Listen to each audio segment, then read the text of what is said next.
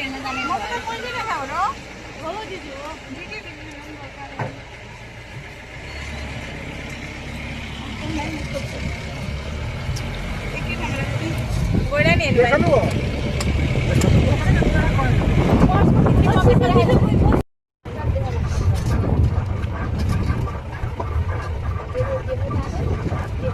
चाहिँ इचर्ली खोला भन्छ यसलाई चाहिँ यो चाहिँ गएर तपाईँको राप्तीसम्म पुगिन्छ यो खोला चाहिँ राप्ती पनि पुग्छ उतादेखिको तपाईँको पहाड चाहिँ सुदै रेन्ज हो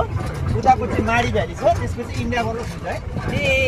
अझ माडी भ्याली छ माडी भ्याली त्यसपछि माडी भ्याली स्टार्ट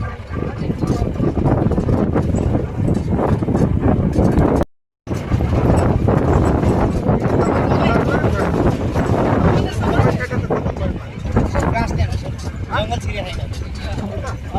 घाँसे मैदान ग्रासल्यान्ड हो ग्रासल्यान्ड टाइप जङ्गल छिरेको छैन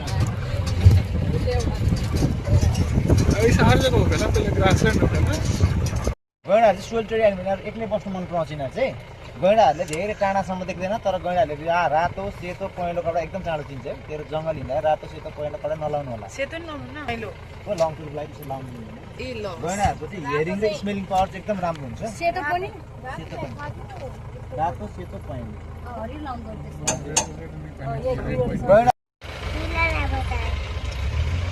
देखो देखो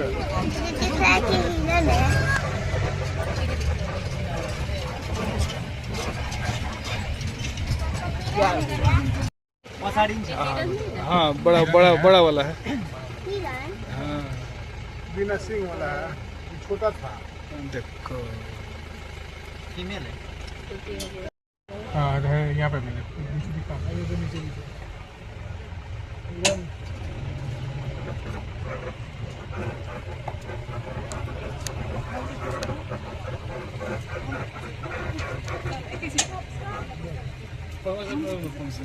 जूम करो